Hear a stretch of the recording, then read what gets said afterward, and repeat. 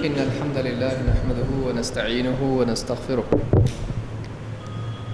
ونعوذ بالله من شرور أنفسنا ومن سيئات أعمالنا من يهده الله فلا مضل له ومن يضلل فلا هادي له وأشهد أن لا إله إلا الله وحده لا شريك له وأشهد أن محمدًا عبده ورسوله أما بعد فإن خير الحديث كتاب الله وخير الهدي هدي محمد صلى الله عليه وسلم وشر الأمور محدثاتها وكل محدثة بدعة وكل بدعة ضلالة وكل ضلالة في النار۔ پچھلے کچھ دروس سے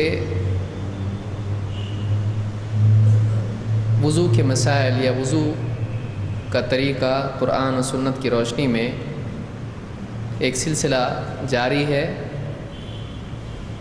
اور اس کا مقصد یہ ہے کہ دلائل کی روشنی میں ہم واقعی وضو کا طریقہ جانیں۔ اور ابھی ہم پاؤں دھونے تک پہنچے ہیں، یعنی تقریباً وضو مکمل گویا کہ ہو گیا ہے۔ پچھلے درس میں میں سمجھتا ہوں بلا عدد پاؤں دھونا یہ آخری چیز ہم نے دیکھی تھی، صفحہ نمبر 17 پر۔ عبداللہ ابن العلا سے روایت ہے انہ سمع یزید یعنی ابن ابی مالک و ابا الازہر، عبداللہ ابن العلا نے یہ بتایا کہ انہوں نے یزید ابن ابی مالک سے اور ابو الازہر سے یہ سنا یحدثان عن وضوء معاویہ، کہ دونوں معاویہ رضی اللہ تعالیٰ عنہ کے وضو کے بارے میں بتاتے تھے۔ قال یریہم وضوء رسول اللہ صلی اللہ علیہ وسلم، اور حضرت معاویہ نے کہا کہ وہ لوگوں کو اللہ کے نبی صلی اللہ علیہ وسلم کا وضو سکھا رہے تھے، دکھا رہے تھے۔ فَتَوَضَّأَ ثَلَاثًا وَغَسَلَ رِجْلَيْهِ بِغَيْرِ عَدَدٍ، تو انہوں نے تین مرتبہ وضو کیا، یعنی تمام اعضاء کو 3 مرتبہ دھویا۔ وَغَسَلَ رِجْلَيْهِ بِغَيْرِ عَدَدٍ، اور اپنے قدم بلا عدد دھوئے، یعنی 3 کی پابندی اس میں نہیں کی۔ اس کو امام احمد اور اسی طرح سے امام ابو داؤد نے روایت کیا ہے، اور یہ روایت صحیح ہے۔ اس سے معلوم ہوتا ہے کہ اگر کوئی آدمی پاؤں دھوتے وقت میں 3 کے عدد کی پابندی نہ کرے تو چلتا ہے، باقی اعضاء کے سلسلے میں 3 مرتبہ دھوئے، اور پاؤں کو اگر 3 سے کم بھی دھو لے تو یہ چلتا ہے، اس میں کوئی حرج نہیں ہے۔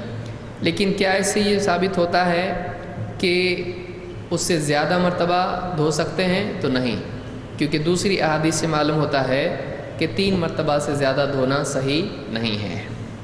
اسی طرح سے اس کے بعد بھی ہم نے ایک روایت دیکھی تھی خفین پر مسح کرنے کے سلسلے میں۔ خفین کہتے ہیں چمڑے کے موزوں کو، اور جو کپڑے کے موزے ہوتے ہیں ان کو جوربین کہتے ہیں۔ یہ فرق ہم نے پچھلی مرتبہ دیکھا تھا کہ جوربین اور خفین۔ تو خفین چمڑے کے موزے ہیں اور جوربین یہ کپڑے کے موزے ہیں۔ بعض لوگ کہتے ہیں کہ کپڑے اتنا موٹا کپڑا ہونا چاہیے کہ 1 میل تک چلے، تو اللہ کے نبی صلی اللہ علیہ وسلم سے اس طرح کی کوئی قید ہم کو نہیں ملتی ہے۔ ابراہیم حمام سے روایت کرتے ہیں بال جریر ثم توضأ، جریر رضی اللہ تعالیٰ عنہ نے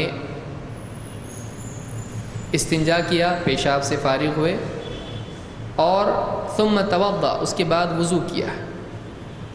ومسح على خفیہ، اور اپنے دونوں خفین پر مسح کیا، اپنے دونوں خفین پر مسح کیا۔ فقیل تفعل هذا، لوگوں نے ان سے پوچھا آپ ایسا کرتے ہیں؟ فقال نعم، انہوں نے کہا کہ ہاں۔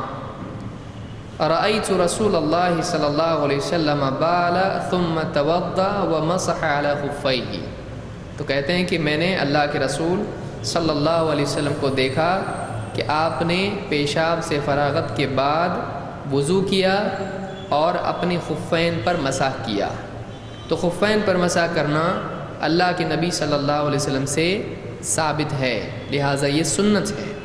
بلکہ بعض علماء نے کہا ہے کہ یہ روایت یعنی یہ عمل خفین پر مسح کرنے کا متواتر ہے، یعنی اتنی روایتیں صحابہ سے 60 سے زیادہ روایتیں ہیں جو خفین پر مسح کی آئی ہیں۔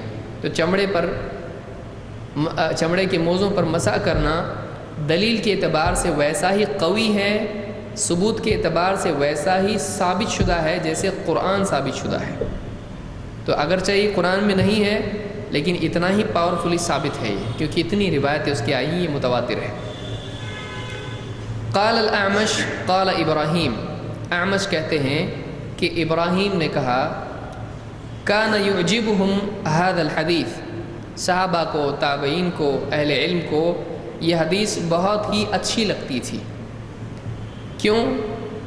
لأن اسلام جریر کان بعد نزول المائدہ، اس لیے کہ جریر رضی اللہ تعالیٰ عنہ کا اسلام سورہ المائدہ کے نزول کے بعد تھا۔ یہاں تک آ کے میں سمجھتا ہوں پچھلی مرتبہ رک گئے تھے۔ پھر سے سوال میں پوچھتا ہوں کہ ان کو یہ حدیث کیوں پسند تھی، کیوں اس کے بارے میں تعجب اور خوشی تھی، اور اس سے جریر رضی اللہ تعالیٰ کے اسلام کا کیا تعلق ہے کہ نزول مائدہ کے بعد میں وہ اسلام لائے، تو اس سے کیا معاملہ حل ہوتا ہے؟ کون بتائے گا؟ سورہ مائدہ میں وہ آیتیں آئی ہیں، کون سی؟ نکاح کی، وضو کے اعتبار سے۔ تو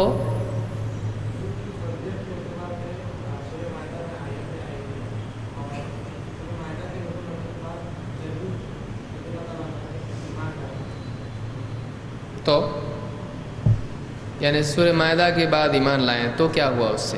ان کو اس حدیث سے خاص اس سے کئی لوگ ایمان لائے سورہ مائدہ کے بعد میں، تو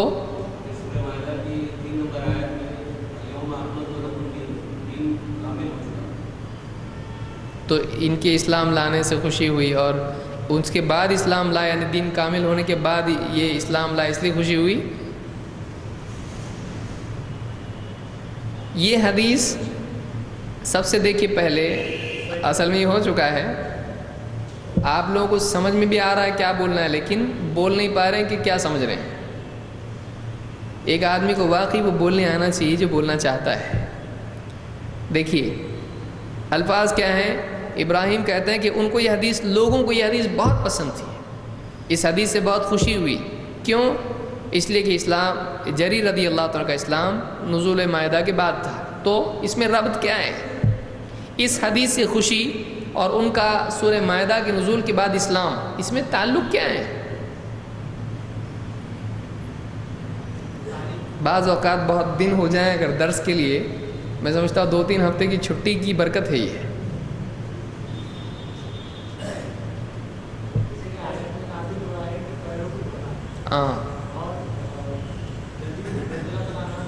عنہ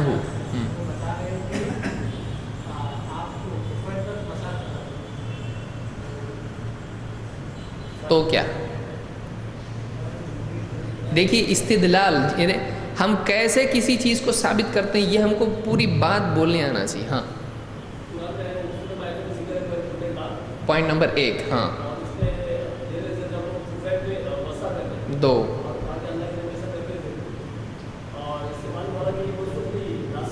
بس یعنی سورہ مائدہ میں دیکھیے، سمجھیے اس بات کو اچھی طرح سے، سورہ مائدہ میں اللہ تعالیٰ نے کیا فرمایا؟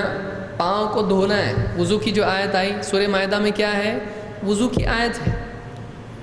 اب وضو کی آیت میں اللہ تعالیٰ نے کیا بتلایا؟ پاؤں کو دھونا ہے، ٹھیک۔ اب اس حدیث میں کیا بتایا جا رہا ہے کہ اگر ایک آدمی موزے پہن کے موزوں کے اوپر مسح کر لے، چمڑے کے موزوں پر، تو چلتا ہے، پاؤں دھونے کی ضرورت نہیں ہے۔ تو اب ایک آدمی کہے گا کہ اس میں تو قرآن میں تو ہے کہ پاؤں دھونا چاہیے، اور اس حدیث میں آ رہا ہے کہ مسح کر سکتے ہیں، تو ہو سکتا ہے یہ پرانا ہو، کیونکہ قرآن کی آیت میں تو موضوع پہ مسح نہیں ہے، تو پھر پہلے موضوع پہ مسح کا عمل تھا یا پہلے پاؤں دھونے کا عمل تھا؟ پہلا بعد والا کون سا ہے؟ تو جریر رضی اللہ تعالیٰ کا اسلام کب تھا؟ سورہ مائدہ کے نزول کے بعد، اور انہوں نے کہا کہ میں نے اللہ کے نبی صلی اللہ علیہ وسلم کو دیکھا کہ آپ نے موضوع پر مسح کیا۔ تو نزول مائدہ کے بعد میں آپ نے موضوع پر مسح کیا یا پہلے؟ بعد میں۔ تو معلوم ہوا کہ پاؤں دھونے کے علاوہ یہ حکم ہے کہ اگر ایک آدمی چمڑے کے موزے پہنا ہوا ہو تو وضو میں اس پر مسح کرنا کافی ہے، موزے اتار کے پاؤں دھونے کی ضرورت نہیں ہے۔ سمجھ میں آیا؟ ایسا ہم کو بتانے آنا چاہیے کہ سورہ مائدہ میں پاؤں دھونے کا حکم ہے اور اس حدیث میں مسح کا حکم ہے۔ کسی کو شبہ ہو سکتا ہے پہلا کون سا ہے؟ اس حدیث سے معلوم ہوتا ہے کہ پہلا پاؤں دھونے کا حکم تھا اور اس کے بعد کا یہ عمل ہے۔ کیا اس سے وہ منسوخ ہو گیا؟ نہیں، کسی نے کسی کو منسوخ نہیں کیا ہے، دونوں اپنی جگہ باقی ہیں کہ اگر موزے نہیں پہنا ہے تو کیا کرنا ہے؟ پاؤں دھونا ہے۔ تو وہ آیت ایسی حالت کے بارے میں ہے جب کہ آدمی موزے پہنا ہوا نہیں ہے، لیکن اگر موزے پہنا ہوا ہے تو وہ کیا کرے گا اس پر؟ بشرطے کہ وضو کی حالت میں اس نے موزے پہنے ہوئے ہوں، جیسا کہ ہم دیکھیں گے۔ تو یہ بخاری اور مسلم کی حدیث تھی۔ چلیے آگے بڑھتے ہیں، یہ پھر ریپیٹیشن ہو گیا ہمارا۔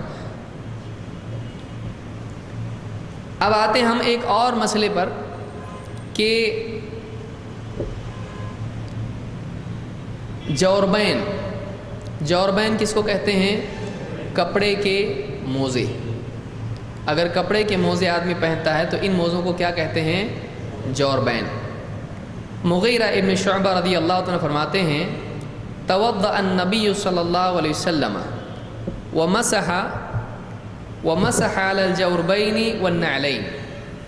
اللہ کے نبی صلی اللہ علیہ وسلم نے وضو کیا، اللہ کے نبی صلی اللہ علیہ وسلم نے وضو کیا، ومسح علی الجوربین والنعلین، تو آپ نے جوربین اور نعلین پر مسح کیا۔ جوربین کہتے ہیں کپڑے کے موزوں کو، اور نعلین کہتے ہیں، نعلین آج تو عام طور سے پہنا نہیں جاتا ہے، ایک فلیٹ چمڑا اس طرح سے ہوتا تھا یا نیچے کچھ اس کے اور بھی زیادہ کچھ ہو سکتا تھا، اور اس کو جیسے ہمارے جوتوں کی لیس ہوتی ہے تو اس کو سائڈ سے اس طرح سے لیس ہوتی تھی، جیسے آپ مثال کے طور پر مان لیجیے کوئی پتا ہے اور اس کے قبالان سامنے سے دو لیس ہے، اس سے پاؤں باندھ دیے، انگوٹھے یا پاؤں پورا، اور پیچھے بھی اس طرح سے، تو جس کو سٹریپس ہوتے تھے جیسے سینڈل میں ہوتے ہیں، لیکن عام طور سے سینڈل بالکل زیادہ بڑی ہوتی ہے، تو وہ نیچے کچھ ہے اور اس کو ایسا کر کے باندھ دیا، پھر ایسا باندھ دیا، تو اس کو کیا کہتے ہیں؟ نعلین۔ یہ بہت پتلا ہوتا ہے اور زیادہ مطلب چل سکتے ہیں اس کے اندر، اس کو نعلین کہتے ہیں۔ سینڈلز آپ بول سکتے ہیں، ان کو ترجمے میں اس کے لیے کچھ اور لفظ ہے نہیں، اس کو سینڈل ہی بولنا پڑے گا، لیکن آج کل کے سینڈل بہت الگ ہوتے ہیں، تو اس زمانے کے معاملات الگ تھے، اس کو سینڈل کہا جا سکتا ہے۔ تو آپ صلی اللہ علیہ وسلم نے جوربین پر اور نعلین پر مسح کیا ہے۔ اس سے یہ بات معلوم ہوتی ہے کہ جوربین پر مسح کر سکتے ہیں۔ بعض علماء نے اس حدیث کی شرح میں کہا ہے کہ آپ نے نعلین پہنے اس پہ موزے تھے، موزے کے اوپر آپ نے نعلین پہنی تھی، اور آپ نے اسی طرح سے موزوں پر مسح کیا کیونکہ موزوں کا حصہ کھلا ہوتا ہے، اور اسی طرح سے کچھ حصہ نعلین پر بھی آپ کا ہاتھ لگا، تو انہوں نے صحابی نے کہا کہ جوربین اور نعلین دونوں پر آپ نے کیا کیا؟ مسح کیا، یعنی آپ نے وہ جوتیاں یا نعلین پہنے موزوں پر مسح کیا۔ ایسا کر سکتے ہیں، جیسے کوئی آدمی اس کی صاف ستھری سینڈلز ہوں، اس کے اوپر وضو کر رہا ہو یا اس کو پہنے ہوئے ہو اور موزے پہنے ہوئے ہو، پورا وضو کرے اور اگر اس پہ مسح کر لے موزوں پر اور کچھ حصہ اس کے سینڈلز پر ہو جائے تو یہ چلے گا؟ چل سکتا ہے، کوئی مسئلہ اس کا نہیں ہے۔ اس کو امام ابو داؤد، ترمذی اور ابن ماجہ نے روایت کیا ہے۔ اس حدیث سے بات معلوم ہوتی ہے، اور ایسی اور بھی روایتیں ہیں کہ ایک آدمی اپنے جوربین پر مسح کر سکتا ہے۔ جوربین کپڑے کے موزے، بہت سارے لوگ اس کو غلط سمجھتے ہیں کہ ایسا نہیں کر سکتے ہیں، حالانکہ امام ابو حنیفہ رحمۃ اللہ علیہ نے اپنی وفات کے کچھ دن پہلے 4 یا 5 دن پہلے کہا، اپنے اس قول سے رجوع کیا۔ وہ بھی شروع میں کہتے تھے کہ نہیں کرنا چاہیے، کپڑے کے موضوع پر مسح نہیں کرنا چاہیے وہ شروع میں کہتے تھے، لیکن اپنی وفات کے کچھ دنوں پہلے انہوں نے اپنا وہ مسئلہ چھوڑ دیا اور وہ بھی اس کے قائل ہو گئے کہ کپڑے کے موضوع پر مسح کر سکتے ہیں۔ تو اس سے، اور یہ ظاہر بات ہے اللہ کے نبی صلی اللہ علیہ وسلم کا عمل ہے، تو ہمارے لیے زیادہ بڑی دلیل ہے۔ اگرچہ ہم اماموں اور علماء کی باتوں کو بھی دیکھتے ہیں، لیکن یہ مطلب نہیں کہ ہم نبی کے مقابلے میں ان کی بات کو مانیں۔ ہم کو نبی صلی اللہ علیہ وسلم کی بات کو دوسروں سے ترجیح دینا چاہیے۔ اور ایک مسئلہ اس بارے میں ہم دیکھتے ہیں، جیسے پاؤں کا آپ نے دیکھا، آپ سر کا بھی دیکھ لیں۔ مغیرہ ابن شعبہ امامے کا مسئلہ، امامہ کس کو کہتے ہیں؟ جو سر پہ پگڑی ہے، سر پہ کپڑا ایسا باندھ لیتے ہیں۔ عرب میں عام طور سے آپ نے دیکھا ہوگا کہ سر پہ کپڑا ہوتا، کچھ لوگ ایسا باندھتے ہیں، کچھ لوگ ایسا باندھتے ہیں۔ تو کپڑا جو ان کے پاس عام طور سے ہوتا تھا سر ڈھانکنے کے لیے، تو وہ سر پہ باندھ لیا کرتے تھے۔ تو یہ ایک اسلامی ادب ہے جس کو اسلام نے قائم رکھا۔ اللہ کے نبی صلی اللہ علیہ وسلم نے یہ نہیں کہا کہ یہ دوسروں کا طریقہ ہمارا نہیں، بلکہ پہلے سے عرب امامہ استعمال کرتے آئے ہیں، اس کو بولتے ہیں امامہ۔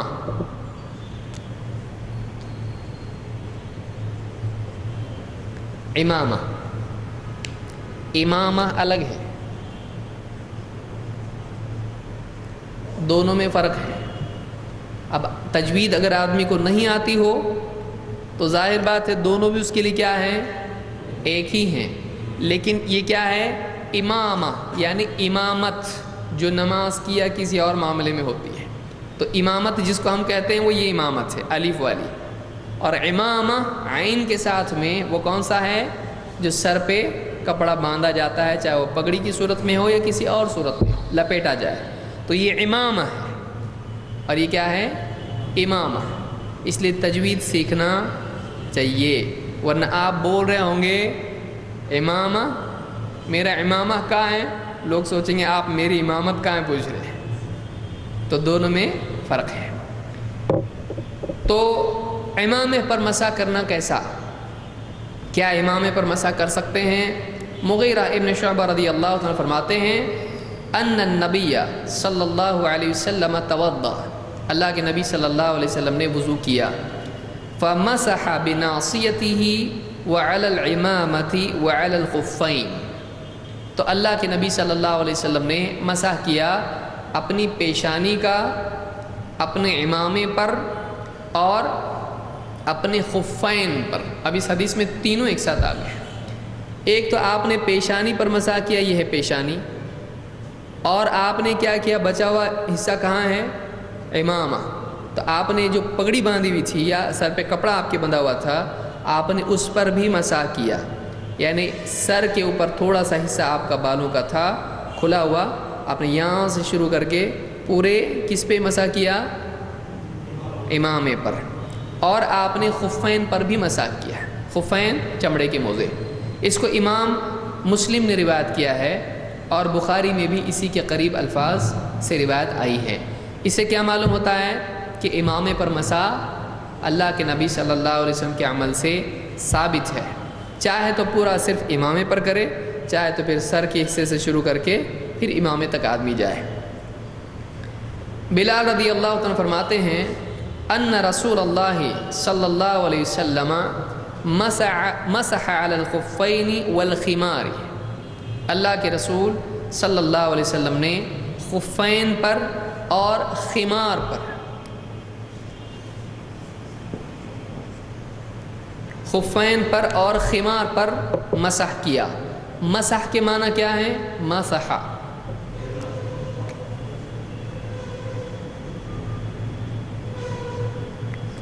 وَامْسَحُوا، تو مسح کہتے ہیں ہاتھ کو گزار دینا، اس طرح سے کسی چیز پر مس کر کے اس کو گزارنا، اس کو کیا کہتے ہیں؟ مسح۔ لیکن ایک دم یہ کرنا کیا ہے؟ یہ دھونا ہوا ہے۔ لیکن ایک آدمی ہلکے ہاتھ سے ہاتھ پھیر دے اس طرح سے، وہ کیا ہوا؟ اچھا، مسح گیلے ہاتھ کے اس کو مسح کہتے ہیں یا سوکھے ہاتھ کے اس کو؟ گیلے ہاتھ کو ضروری نہیں ہے، مسح کا جو ہے گیلا ضروری نہیں ہے اس کے لیے، لیکن گیلا بھی ہو سکتا ہے، سوکھا بھی ہو سکتا ہے، اس کو مسح کہتے ہیں۔ تو ایسا بھی آپ کہیں تو یہ مسح کہا جائے گا اس کو، لیکن وضو کے لیے آپ سوکھے ہاتھ سے کر سکتے نہیں، اس کے لیے پانی ضروری ہے۔ تو ان رسول اللہ صلی اللہ علیہ وسلم مسح علی الخفین والخمار، اس کو امام مسلم نے روایت کیا کہ آپ نے خفین پر مسح کیا اور خمار پر مسح کیا۔ خمار خمرہ، خمرہ عربی زبان میں خمرہ، خمرہ کا مطلب ہوتا ہے ڈھانپنا، اسی پر سے لفظ کیا ہے، شراب کے لیے لفظ کیا ہے، خمر۔ شراب کو عربی میں کیا کہتے ہیں؟ شراب کے معنی تو پینے کی چیز کو کہتے ہیں، تو پانی شراب ہو سکتا ہے؟ نہیں نا، نہیں، پانی شراب نہیں ہو سکتا ہے۔ عربی زبان میں ہر پینے کی چیز کو کیا کہتے ہیں؟ شراب۔ تو شراب کے معنی جو پی جاتی ہے چیز، تو پانی، شربت، زمزم، اور ہمارے یہاں جس کو شراب اردو میں بولتے ہیں وہ کیا ہے؟ وہ خمر ہے۔ تو بہرحال خمار کس کو کہتے ہیں؟ ڈھانپنے والی چیز کو۔ وَلْيَضْرِبْنَ بِخُمُرِهِنَّ عَلَى جُيُوبِهِنَّ، قرآن میں اللہ نے فرمایا وَلْيَضْرِبْنَ بِخُمُرِهِنَّ عَلَى جُيُوبِهِنَّ، عورتوں کو کیا کہا گیا ہے؟ اپنا خمرہ اپنے گریبان پہ ڈال لو۔ خمرہ کس کو کہتے ہیں؟ وہ کپڑا جو سر سے لے کے چہرے تک اور سینے تک آ جائے، یہ کیا ہے؟ خمرہ۔ تو وہ ڈھانپنے والا ہوتا ہے، اسی لیے اس کو کیا کہتے ہیں؟ خمرہ۔ اسی پر سے ہے خمار، یعنی وہ چیز، کپڑا جو اللہ کے نبی صلی اللہ علیہ وسلم کا کہاں ہوتا تھا؟ سر پر۔ تو سر پہ کون سا کپڑا ہوتا ہے؟ اسی کو کیا کہتے ہیں؟ امامہ۔ تو اس کو امامہ اور خمار دونوں کہا جا سکتا ہے۔ وہ کپڑا ہے تو آپ لپیٹ لیا کرتے تھے، کھول بھی سکتے ہیں اس کو اور لپیٹ بھی سکتے ہیں اس کو، بعض اوقات ایسا آدمی ڈال بھی لیتا ہے اس کو۔ عربوں کو آپ نے دیکھا ہوگا کہ اس طرح سے سر پہ کپڑا ڈال لیتے ہیں، تو وہ سر ڈھانپنے کی چیز ہوتی، کبھی ادھر سے ڈال دیا، کبھی سر پہ پگڑی باندھ لی، تو وہ کپڑا ہوتا ہے، اس کو کیا کہتے ہیں؟ امامہ یا خمرہ یا خمار۔ تو یہ عورتیں بھی استعمال کرتی ہیں، دوپٹہ ان کا جیسے ہوتا ہے، تو اسلام میں اس کو خمرہ کہا گیا، قرآن میں اس کو خمرہ کہا گیا۔ تو اسی لیے امام النووی اس حدیث کی شرح میں کہتے ہیں، شرح مسلم میں، کہ اللہ کے نبی صلی اللہ علیہ وسلم نے مسح کیا خفین پر اور خمار پر۔ خفین چمڑے کی موزے، خمار پر، تو کہتے والخمار یعنی العمامہ۔ خمار کے معنی کیا ہے؟ کیونکہ یہ عربی جاننے والے لوگ ہیں، اس لیے کہہ رہے ہیں کہ خمار کے معنی ہے امامہ، لِأَنَّهَا تُخَمِّرُ الرَّأْسَ أَيْ تُغَطِّيهِ، اس لیے کہ وہ سر کو ڈھانپتا ہے۔ تو خمرہ کے معنی ڈھانپنے کے آتا ہے، غطا کے آتے ہیں۔ خمرہ ای غطا، عربی زبان میں غطا، تو اس کے معنی کیا ہے؟ ڈھانپنے کے ہیں۔ اسی طرح سے خمرہ، اس کے بھی معنی کیا ہے؟ ڈھانپنے کے ہیں۔ اسی طرح سے سترہ، اس کے بھی معنی کیا ہے؟ ڈھانپنے کے ہیں۔ تو اور بھی معنی ہے، غشہ کے معنی میں بھی آتا ہے، غاشیہ، اسی پر سے آپ کو ڈھانپ لے گی وہ قیامت سے۔ انشاءاللہ عربی وغیرہ میں جب کبھی آگے دیکھیں گے ہم لوگ تو انشاءاللہ تفصیل سے دیکھیں گے کہ ایک ایک لفظ کئی اعتبار سے ایک ہی معنی کے الفاظ آتے ہیں۔ تو اس حدیث سے بات معلوم ہوئی کہ اللہ کے رسول صلی اللہ علیہ وسلم نے مسح کیا کن کن چیزوں کا؟ خفین اور خمار۔ خمار، خمار کے معنی کیا ہے؟ امامہ، امامہ، امامہ کیا ہے؟ امامہ، امامہ۔ اس پر علماء نے کتاب بھی لکھی ہے، احکام الامامہ، احکام الامامہ، پورے احکام اس کے کیسا ہونا چاہیے، کیا ہونا چاہیے۔ اب ہم آتے ہیں اعضاء کو دھونے کی گنتی کی طرف۔ جیسے ہم نے اس سے پہلی حدیثوں میں دیکھا تھا کہ اللہ کے نبی صلی اللہ علیہ وسلم سے تین مرتبہ اعضاء کا دھونا ملتا ہے، تو کیا 3 سے کم یا زیادہ مرتبہ ہم ہاتھ، پاؤں کو، چہرے کو دھو سکتے ہیں یا نہیں؟ اس کی کیا دلیلیں ہیں؟ کیا صحیح ہے، کیا غلط ہے؟ آئیے دیکھتے ہیں۔ اس سے پہلے کہ ہم آگے بڑھیں، ہم نے کن کن چیزوں پر مسح دیکھا؟ نمبر 1، ہاں، سب سے پہلے گردن پر مسح ہے نا؟ ہے کہ نہیں؟ گردن پر مسح اللہ کے نبی صلی اللہ علیہ وسلم سے ثابت نہیں، بعض اہل علم سے ثابت ہے، لیکن وہ دلیل بن سکتا ہے نہیں، کیونکہ وضو دینی عمل ہے اور پوری زندگی میں اللہ کے نبی صلی اللہ علیہ وسلم سے ایک بار بھی گردن کا مسح ثابت نہیں ہے۔ اس بارے میں جو بھی حدیثیں آئی ہیں کوئی بھی صحیح نہیں ہے۔ تو ایک تو ہم نے مسح دیکھا سر کا مسح سب سے پہلے، جو کہ واقعی قرآن میں آیا ہے۔ اس کے علاوہ اس کے بعد نمبر 2 کن پٹیوں کا مسح ہم نے دیکھا، ٹھیک ہے، یہ بھی آیا، سر کے ضمن میں ہی آ گیا ہو۔ پھر کانوں کا مسح آپ نے دیکھا، ٹھیک ہے۔ اس کے بعد پاؤں کا مسح ہے، پاؤں کا مسح کہاں سے لائے آپ؟ ہاں، خفین، ہاں، پاؤں کا مسح نہیں ہے، کائے کا مسح ہے؟ خفین کا۔ پاؤں کو کیا کرنا ہے؟ جب آپ پاؤں بولے، پاؤں موزہ ایک ہی ہوا نا؟ ہوا نا؟ آپ بول رہے تھے پاؤں اور موزہ ایک ہے یا الگ ہے؟ موزے میں پاؤں پہنتے ہیں یا پاؤں میں موزہ؟ تو دونوں الگ ہیں نا۔ ہاں، تو موزوں کا تذکرہ جب آئے گا تو کیا ہوگا؟ مسح، اور پاؤں دھونا۔ تو کون سے موزے ہوتے ہیں؟ نمبر 1 چمڑے کے، دوسرے کپڑے کے، کپڑے کے اور چمڑے کے۔ اس کے علاوہ مسح کہاں ہے؟ سر کا گیا نا، پہلے سب سے پہلے آیا تھا وہ۔ ہاں، آپ نعلین پر، نعلین پر الگ سے صرف مسح ہے کہ کوئی آدمی صرف نعلین پر مسح کر لے تو چلے گا؟ نہیں، بلکہ کیا ہے وہ؟ جب آپ نے جوربین پر مسح کیا تو ہاتھ اس کا آپ کا نعلین پر بھی لگ گیا، تو سمجھنے کی چیز ہے وہ، پہنے آپ نے مسح کیا۔ اور امامے پر مسح چلتا ہے؟ چلتا ہے۔ عام طور سے محدثین نے اس کو سنت مانا ہے کہ امامے پر مسح کر سکتے ہیں، کوئی حرج اس میں نہیں ہے۔ ٹوپی پر نہیں، ٹوپی پہ ثابت نہیں ہے، امامے پر ثابت ہے، جیسا ملا ویسا لینے کا، زبردستی زیادہ لینے کا نہیں، جتنا ثابت ہے اتنا ہی لینے کا۔ کوئی آدمی پوچھے گا رومال باندھے، رومال پہ بھی کر سکتے کیا؟ امامہ ہے، امامے پر ثابت ہے، ٹوپی پر ثابت نہیں ہے، لہذا ٹوپی پر نہیں کرنا چاہیے، کیونکہ صحابہ اس زمانے میں ٹوپی پہنا کرتے تھے، آیا ہے روایتوں میں، لیکن میرے علم میں کوئی دلیل نہیں ہے کہ انہوں نے ٹوپی پر بھی مسح کیا ہو۔ ایک مرتبہ اعضاء کو دھونا، یعنی ایک مرتبہ چہرہ، ایک مرتبہ ہاتھ، ایک مرتبہ پاؤں وغیرہ، ایک مرتبہ اعضاء کو دھویا جائے، اس بارے میں کیا ہے؟ ایک مرتبہ کلی، ایک مرتبہ ناک میں پانی دینا ایک ہی مرتبہ میں، اور اسی طرح سے ایک مرتبہ ناک سے نکنا، سارے اعمال کتنی مرتبہ؟ ایک مرتبہ۔ ابن عباس رضی اللہ تعالیٰ فرماتے ہیں توضأ النبی صلی اللہ علیہ وسلم مرتن، وضو کیا اللہ کے نبی صلی اللہ علیہ وسلم نے، مرتن ایک مرتبہ۔ تو اس سے کیا ثابت ہوا؟ یعنی یہ نہیں کہا انہوں نے ایک مرتبہ وضو کیا اللہ کے نبی صلی اللہ علیہ وسلم نے، تو اس سے کیا معلوم ہوگا؟ پورا وضو کتنی مرتبہ کیا؟ ایک مرتبہ۔ ظاہر بات ہے ایک وضو کافی ہے، یہاں ویسی بات نہیں ہے، یہاں کیا بولا جا رہا ہے؟ آپ نے وضو کیا تو ایک مرتبہ کیا، یعنی ہر عمل وضو کا کتنی مرتبہ کیا؟ ایک مرتبہ، ورنہ ایک مرتبہ وضو کرنے کے لیے کیا بولیں گے؟ توضأ مرتن۔ لیکن یہاں وہ بات نہیں ہے، پورا وضو ایک بار کیا کی بات نہیں آ رہی ہے، وضو کے اجزاء جتنے ہیں ان کو ایک بار کیا، تو اس کو کیا کہا جائے گا؟ توضأ مرتن، ایک بار آپ نے وضو کیا۔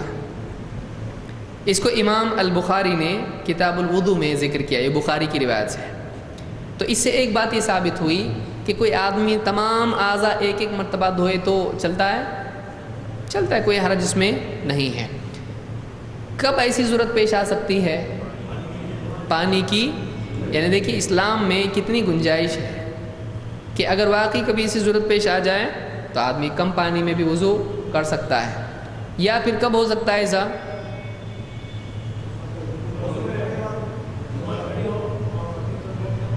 جماعت کھڑی ہو اور آدمی کے پاس وقت ہو، جماعت کھڑی ہو یا ٹرین چھوٹ رہی ہو، آدمی باہر آ کے وضو کر رہا ہے مثلا، اور اس کو معلوم پڑا رہے بھاگو یہاں پہ ٹرین چھوٹ رہی ہے ابھی، تو ایک آدمی مطلب اس طرح سے کسی واقعی دوڑنا ہے اس کو ابھی، تو ایک مرتبہ جلدی سے وضو کر لیا اور معاملہ ختم ہو گیا۔ تو ایسے مواقع پر ایک آدمی اگر وقت کی کمی کی وجہ سے یا پانی کی کمی کی وجہ سے ایک مرتبہ اگر وضو کرتا ہے تو ایسا کرنا اللہ کے نبی صلی اللہ علیہ وسلم سے ثابت ہے۔ اور اگر کچھ بھی وجہ نہیں ہے اور ایک بار کیا تو کرنا صحیح ہے ایسا؟ ہاں صحیح ہے۔ کیسے صحیح ہے؟ تو ثابت ہے تو کیا اس سے ثابت ہوا؟ مطلب ایسے مجبوری میں نہیں، یعنی مجبوری نہیں ہو تو کر سکتے کہ کیا دلیل ہے؟ ہاں اس میں کوئی علت بیان، یعنی ایسا نہیں کہا کہ آپ صلی اللہ علیہ وسلم نے مجبوری کی وجہ سے ایسا کیا، ایسا اس میں نہیں ہے کہ ایسا پانی کم تھا تو آپ نے ایسا کیا۔ کوئی آدمی ایک مرتبہ بھی کر لے تب بھی اس کا وضو ادا ہو جاتا ہے، لیکن کیا یہ کامل وضو کہلائے گا؟ زیادہ ثواب کس میں ہے، 3 مرتبہ میں یا 1 مرتبہ میں؟ 3 مرتبہ میں زیادہ ثواب 3 مرتبہ میں ہے۔ کیوں 3 مرتبہ میں زیادہ کی گنجائش ہے؟ اس لیے کہ اعضاء کا اچھی طرح سے دھونا زیادہ بہتر ہے، اور زیادہ مرتبہ میں دھونے میں زیادہ اچھا دھلتے ہیں اعضاء یا ایک کم پانی میں؟ 3 مرتبہ میں دھلنے کی گنجائش زیادہ ہے، اچھے سے دھلیں گے، لیکن 1 مرتبہ میں ہو سکتا ہے کہ سوکھا رہ جائے۔ تو کامل وضو وہ ہے جس میں 3 مرتبہ دھویا جائے، کیونکہ اللہ کے نبی صلی اللہ علیہ وسلم نے 3 مرتبہ دھویا، اور آپ نے اس کے بعد کچھ بات بھی کہی جو میں آگے بتاؤں گا انشاءاللہ۔ نمبر 2 مرتبہ اعضاء کا دھونا، یہ بھی چل سکتا ہے۔ عبداللہ ابن زید رضی اللہ عنہ کی روایت میں ہے، فرماتے ہیں ان النبی صلی اللہ علیہ وسلم توضأ مرتين، دیکھیے مرتن 1 مرتبہ، مرتين 2 مرتبہ، کہ اللہ کے نبی صلی اللہ علیہ وسلم نے وضو کیا 2 مرتبہ، 2 بار آپ نے وضو کیا، یعنی ہر عضو کو آپ نے کتنی مرتبہ دھویا؟ 2 مرتبہ۔ اس کو بھی امام البخاری نے کتاب الوضو میں ذکر کیا ہے۔ تیسری روایت ابو یونس رحمہ اللہ فرماتے ہیں ان عثمان توضأ بالمقاعد، عثمان رضی اللہ تعالیٰ عنہ نے مقاعد پر وضو کیا، اس جگہ پر وضو کیا۔ فقال الا اریکم وضوء رسول اللہ صلی اللہ علیہ وسلم، آپ نے خود وضو کیا، تو آپ نے کون ہے عثمان رضی اللہ تعالیٰ عنہ؟ خلفائے راشدین میں سے ہیں، تو ظاہر بات ہے شروع زمانے سے مسلمان ہوئے ہیں، لہٰذا وہ اللہ کے نبی صلی اللہ علیہ وسلم کی وضو کو بہت اچھی طرح جانتے ہیں۔ انہوں نے کہا کیا میں تمہیں اللہ کے رسول صلی اللہ علیہ وسلم کا وضو دکھاؤں؟ کیا میں تمہیں اللہ کے نبی صلی اللہ علیہ وسلم کا وضو دکھاؤں، یعنی میں کر کے بتاؤں تم کو کیسے وضو کرتے تھے آپ صلی اللہ علیہ وسلم؟ ثم توضأ ثلاثا، تو عثمان رضی اللہ تعالیٰ نے کتنی مرتبہ وضو کیا؟ 3 مرتبہ اعضاء کو دھو کر وضو کیا۔ تو یہ کس کا وضو ہے؟ اللہ کے نبی صلی اللہ علیہ وسلم کا۔ تو ہم نے دیکھا تین باتیں ہم نے دیکھی، 1 مرتبہ بھی اعضاء کو دھونا نبی صلی اللہ علیہ وسلم سے ثابت ہے، 2 مرتبہ بھی ثابت ہے، اور 3 مرتبہ بھی ثابت ہے۔ کیا 3 مرتبہ سے زیادہ دھو سکتے ہیں اور پاک ہونا ہے کسی کو؟ ایک دم ہی پاک، سب تو 3 بار دھوتے، میں زیادہ دھو کے ایک دم اللہ سے ایک دم اور قریب ہو جاؤں، ایک دم صاف، اور صابن بھی استعمال کر سکتے ہیں اس میں، ایک دم کلین صابن استعمال کر سکتے ہیں وضو میں، کیا ہو جائے گا؟ وہ سنت ہوگا نا کہ بدعت؟ اگر کوئی آدمی وضو میں صابن استعمال کرے تو صحیح ہے؟ غلط ہے، کیونکہ اللہ کے نبی صلی اللہ علیہ وسلم سے کبھی بھی یہ ثابت نہیں ہے۔ ہاں کس میں ثابت ہے؟ جنازے کے غسل میں، اس میں بیری کی پتیاں ڈالی جاتی تھیں جس سے کیا ہوتی ہے؟ زیادہ صفائی ہوتی ہے، تو اس میں آپ نے کیا، لیکن وضو کے پانی میں کیا ایسا نہیں کیا آپ نے۔ تو آئیے دیکھتے ہیں 3 مرتبہ سے زائد دھونا صحیح ہے یا نہیں۔ عبداللہ ابن عمر ابن عاص رضی اللہ تعالیٰ عنہ فرماتے ہیں، یہ صحابی ہیں، جاء اعرابی الی النبی صلی اللہ علیہ وسلم، اعرابی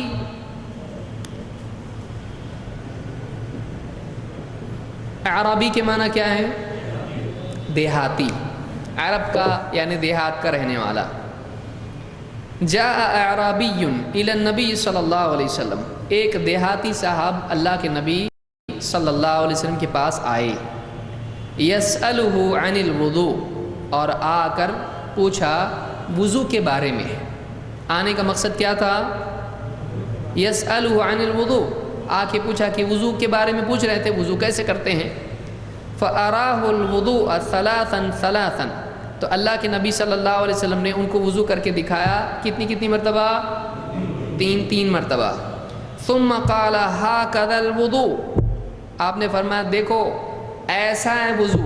ہاکذا عربی زبان میں ہاکذا کی کیا معنی ہے؟ ایسا. ہاکذا ایسا ہے کیا؟ الوضو، وضو ایسا ہوتا ہے. کتنی مرتبہ بتایا ہے؟ اسی لیے ہم نے جو شروع میں نے جو کہا کامل وضو کیا ہے؟ یہ وضو ہے. تو ایک عام آدمی جو آیا ہے جس کو زیادہ باریکیوں میں پیچیدگیوں میں نہیں جانا ہے، وضو بتاؤ ہم کو کر کے. آپ نے کہا 1 بار بھی چلے گا، 2 بار بھی چلے گا، اس کو زیادہ کچھ نہیں بتایا آپ نے سمپل کر کے بتایا. اور کتنی مرتبہ کیا؟ 3. اور بولا ایسا وضو ہے. تو معلوم ہے پرفیکٹ وضو آپ نے کر کے اس کو بتا دیا، زیادہ مسئلے مسائل اس میں چھیڑے نہیں. تو یہ کتنی مرتبہ تھا؟ 3. ثم قال هكذا الوضوء، آپ نے کہا ایسا ہوتا ہے وضو. فمن زاد على هذا فقد اساء وتعدى وظلم، جس نے اس سے زیادہ کیا، اس میں کچھ بڑھایا. 3 مرتبہ دھونے کے بعد آپ نے کیا کہا؟ جس نے اس سے زیادہ کیا، اس میں بڑھایا. فقد اساء برا کیا. ساء کا مطلب ہوتا ہے سیئ، جسے سیئہ گناہ کو کہتے ہیں، برائی کو کہتے ہیں. فقد اساء، اس نے برا کام کیا. وتعدى، حد پار کر دی. وظلم، ظلم کیا. تو 3 باتیں آپ نے کی، اس نے برا کیا، حد پار کر دی اور ظلم کیا اپنے اوپر. غلط کام کرنے والا کس پہ ظلم کرتا؟ کس کا برا کرتا ہو؟ اپنا ہی برا کرتا. تو ظلم کس پہ ہوا؟ اب اپنا برا کرنا، کسی اور کا برا کرنا کس پر ظلم ہے؟ اس پر، اپنے اوپر ہے، اس پر ظلم ہے. لیکن اپنا برا کرنا کس پر ظلم ہے؟ اور اپنا برا آدمی کب کرتا ہے؟ جب کوئی گناہ کرتا ہے، جب کوئی ایسی بات کرتا ہے جو اللہ نے کرنے سے منع کیا ہے. تو آپ نے کیا فرمایا کہ ایسا ہے وضو. اب جس نے اس سے زیادہ کیا، اس نے کیا کیا؟ برا کیا، حد پار کر دی. تو معلومہ کہ حد کتنی ہے؟ 3 کی. اس لیے پچھلی روایت میں جو پاؤں دھونے کی روایت تھی اس میں تھا کہ آپ نے بلا عدد پاؤں دھوئے. تو وہاں پر میں نے کیا کہا تھا؟ 3 سے زیادہ مراد یہاں پر نہیں ہے، بلکہ مراد کیا ہے کہ گنتی کی پابندی 3 کی نہیں کی. یہ نہیں کہا جائے گا کہ 4 5 6 جتنا دھونا ہے دھو، نہیں، بلکہ کتنی مرتبہ میں؟ 3 مرتبہ ہی میں پاؤں دھونا چاہیے. یہی بات علماء نے اس حدیث کی شرح میں کہی ہے. اور دلیل میں اس حدیث کو پیش کیا ہے کہ آپ نے کیا کیا؟ 3 مرتبہ دھویا، اور 3 مرتبہ دھونے کے بعد کیا کہا؟ جس نے اس سے زیادہ کیا اس نے کیا کیا؟ اساء وتعدى وظلم. تو معلوم ہوا کہ 3 مرتبہ سے زیادہ اعضاء کو دھونا اچھا ہے کہ برا ہے؟ برا ہے.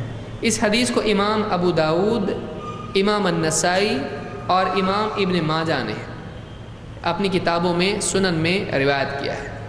یہ ترمذی میں نہیں ہے، باقی 3 کتابوں میں ہے. کتب ستہ کتنی ہیں؟ کون سی ہیں؟ 6 ہیں. کون سی ہیں؟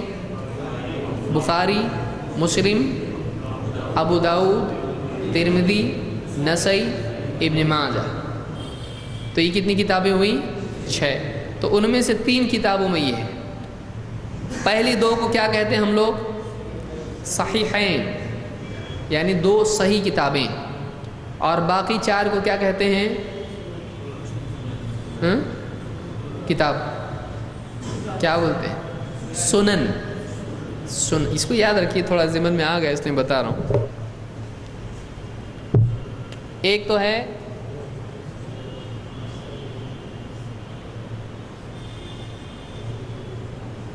الصحیحین، اور دوسرا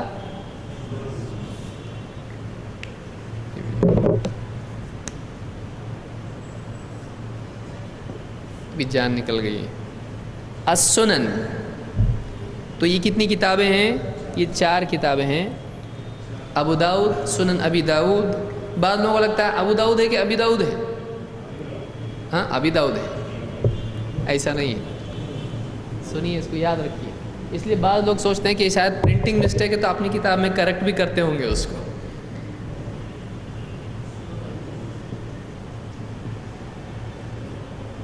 ابو داؤد یہ نام ہے اس محدث کا جس نے سنن ایک کتاب لکھی ہے، اور ان کی جو کتاب ہے اس کو کہتے ہیں سنن ابی داؤد۔ تو عربی کا ایک قاعدہ ہے، جیسے ابو فلان کسی کا نام ہو، جیسے ابو عبداللہ، ابو عبداللہ امام البخاری کی کنیت ہے، تو یہ نام یا کنیت ہے ابو عبداللہ۔ یہاں بھی ابو داؤد کنیت ہے، ان کا نام سلیمان ہے، امام ابو داؤد کا نام کیا ہے؟ سلیمان، اور ان کی کنیت ہے ابو داؤد۔ اسی طرح سے امام البخاری کی کنیت کیا ہے؟ ابو عبداللہ۔ لیکن جب کہا جائے گا کہ ابو عبداللہ کی کتاب، تو اب کیوں کہا جائے گا کتاب ابی عبداللہ؟ اضافت کی وجہ سے قاعدہ ہو جاتا ہے، ٹھیک ہے، یاد رہے گا۔ تو بعض کتابوں میں آپ کو ایسا دکھائی دے گا سنن ابی داؤد، تو ابو کی جگہ یہاں پر کیا آئے گا؟ ابی۔ تو کوئی الگ سے کتاب نہیں، یہ ابو داؤد الگ ہے، ابی داؤد الگ ہے، دیکھو یہاں پہ یا آیا وہاں پہ واو ہے، وہ ایک ہی ہے، ابو اور ابی ایسا ہو جاتا ہے، تو ایک ہی ہے، اس کو یاد رکھیے، وہ پرنٹنگ مسٹیک نہیں ہے، چھپنے میں غلطی نہیں ہوئی ہے وہ۔ تو سنن ابی داؤد، اور اردو والے لکھتے ہیں سنن ابو داؤد، تو وہ اردو کے حساب سے لکھتے ہیں، ورنہ عربی کے قاعدے کے اعتبار سے صحیح یہی ہے، سنن ابی داؤد، ٹھیک۔ تو ابو داؤد، نسائی اور ابن ماجہ نے اس کو روایت کیا ہے۔ تو یہ ابو داؤد، ترمذی، نسائی کتابوں کے نام نہیں ہیں، کس کے لقب ہیں؟ ان محدثین کے لقب ہے جنہوں نے کتابیں لکھی ہیں، ان کی کتابوں کا نام کیا ہے؟ سنن ہے۔ تو یہ حدیث ہم کو بتا رہی ہے کہ 3 سے زیادہ مرتبہ دھونا صحیح نہیں، اعضاء کا 3 سے زیادہ مرتبہ دھونا صحیح نہیں۔ اب اس میں ہم یہ دیکھتے ہیں کہ کیا بعض اعضاء کو 1-2 مرتبہ اور بعض اعضاء کو 3 مرتبہ، یعنی پابندی نہیں اعضاء میں، ایسا چلتا ہے کیا؟ آئیے دیکھتے ہیں۔ عمرو ابن یحییٰ المازنی اپنے والد یحییٰ ابن عمارہ الانصاری سے روایت کرتے ہیں، ان رجلا قال لعبد اللہ ابن زید، ایک شخص نے عبداللہ ابن زید سے کہا، وہو جد عمرو ابن یحییٰ، کہتے ہیں کہ وہ عمرو ابن یحییٰ کے دادا ہیں، اتستطیع ان ترینی، کیا آپ یہ کر سکتے ہو کہ مجھے دکھا دو، کیف کان رسول اللہ صلی اللہ علیہ وسلم یتوضا، اللہ کے رسول صلی اللہ علیہ وسلم کیسے وضو کرتے تھے، کیا آپ دکھا سکتے ہو مجھ کو کر کے؟ فقال عبداللہ ابن زید نعم، عبداللہ ابن زید نے کہا ہاں۔ فدعا بماء، انہوں نے کیا کیا؟ پانی منگوایا۔ ماء کے معنی عربی زبان میں کیا ہے امی؟ ماء، ماء یعنی کیا ہے؟ پانی۔ وہ ماء الگ ہے، اردو کا ہے، وہ عربی زبان میں غنہ آتا ہی نہیں ہے۔ ماء، ماء، بہت سے لوگ ماء کو بھی بغیر غنہ کے بولتے ہیں ماء، تو یہ ماء ہے، ماء پانی۔ فدعا بماء فافرغ علی یدیہ، فافرغ بہانا ڈالنا، فافرغ علی یدیہ فغسل مرتین، تو انہوں نے اپنے ہاتھوں پر پانی ڈالا اور کتنی مرتبہ دھویا؟ 2 مرتبہ۔ ثم مضمض واستنثر ثلاثا، پھر اس کے بعد میں کلی کی اور ناک صاف کی 3 مرتبہ۔ ہاتھ کتنی مرتبہ دھوئے؟ 2، کلی کتنی مرتبہ اور ناک کتنی مرتبہ صاف کی؟ 3۔ ثم غسل وجهه ثلاثا، پھر چہرہ دھویا 3 مرتبہ۔ ثم غسل یدیہ مرتین مرتین الی المرفقین، پھر دونوں ہاتھ دھوئے 2 مرتبہ کوہنیوں تک۔ اب یہ کتنا ہو گیا واپس سے؟ 3 کے بعد 2، تو 2 مرتبہ پہلے ہاتھ دھوئے، پھر اس کے بعد کلی کی ناک صاف کی 3 مرتبہ، پھر اس کے بعد چہرہ دھویا کتنی مرتبہ؟ 3، پھر دونوں ہاتھ دھوئے کتنی مرتبہ؟ 2۔ ثم مسح رأسه بيديه، پھر اپنا سر کا مسح کیا دونوں ہاتھوں سے۔ یہ کتنی مرتبہ کیا ہے؟ اس میں کتنا عدد دیکھیے، پھر سے پڑھ رہا ہوں میں۔ ثم مسح رأسه بيديه فأقبل بهما وأدبر، تو آپ آگے سے پھر پیچھے تک گئے۔ بدأ بمقدم رأسه، شروع کیا آپ نے سر کی شروعات سے۔ حتى ذهب بهما إلى قفاه، یہاں تک کہ آپ گدی تک گئے۔ سر کا مسح لوگ اتنا کر کے چھوڑ دیتے ہیں، نہیں، سر کا مسح کتنا ہونا چاہیے؟ شروع سے لے کے آخر تک۔ کہاں تک ہونا چاہیے؟ جہاں بال جہاں تک نکلتے ہیں، یہ حصہ جو یہاں تک ختم ہوتا ہے، تو یہاں تک گئے۔ اور ثم ردهما الى المكان الذي بدأ منه، پھر واپس دونوں ہاتھوں کو ویسے ہی لوٹایا اس مقام پر جہاں سے شروع کیا تھا۔ یہ مسح کا سنت طریقہ ہے کہ یہاں سے شروع کرے آدمی اور جا کے واپس آگے آ جائے۔ حتى ذهب بهما الى قفاه ثم ردهما الى المكان الذي بدأ منه ثم غسل رجليه، پھر اس کے بعد اپنے دونوں پاؤں دھوئے۔ اس کو بخاری اور مسلم دونوں نے روایت کیا ہے۔ یہ حدیث بخاری میں بھی ہے اور مسلم میں بھی ہے۔ اس سے کیا بات معلوم ہوئی؟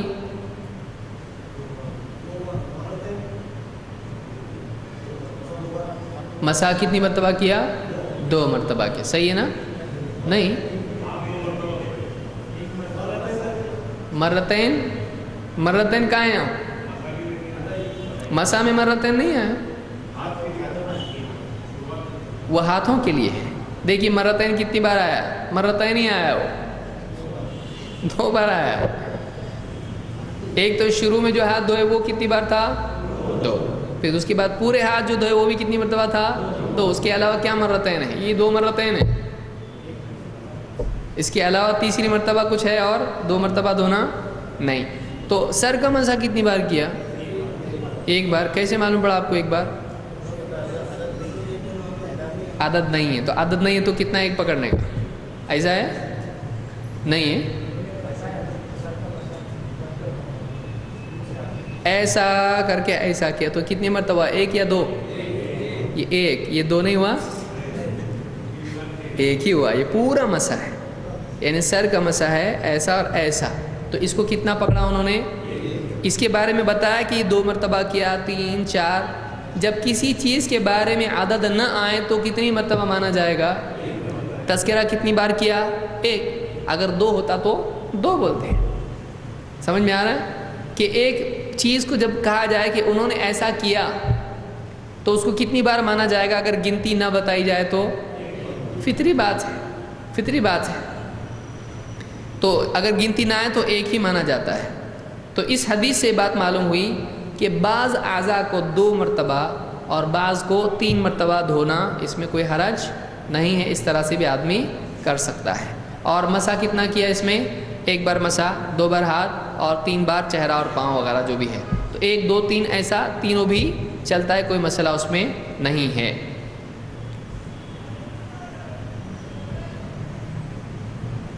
میں سمجھتا ہوں اتنا آج کے لیے کافی ہے۔ انشاءاللہ آگے ہمارا بہت کم مواد رہ گیا ہے، اس کو ہم آگے مکمل کریں گے۔ اس کے بعد میں پھر انشاءاللہ امتحان کا اعلان آپ کا ہوگا۔ میں سمجھتا ہوں 1-2 ہفتے اور جائیں گے۔ اگلے جمعہ کو ہوگا درس، یا آپ لوگ گوشت اڑانے میں رہیں گے؟ بدھ کو عید کب ہے؟ ہاں، آدمی قربانی کرے نہ کرے بات تو ایک ہی ہے، گوشت تو کھاتا ہی کھاتا ہے۔ جمعہ کو لیں گے؟ ٹھیک ہے، انشاءاللہ جمعہ کو رہے گا درس انشاءاللہ۔ تو اگلے درس میں ہم آگے کے مسائل دیکھیں گے، اور وہ ہونے کے بعد امتحان کا اعلان ہوگا، تھوڑا وقت آپ کو ملے گا۔ اس کے بعد میں ہم نماز کا طریقہ کتاب و سنت کی روشنی میں یہ درس انشاءاللہ کریں گے، اس کو سمجھنے کی کوشش کریں گے۔ سبحان اللہ، سبحانک اللہم و بحمدک، اشہد ان لا الہ الا انت۔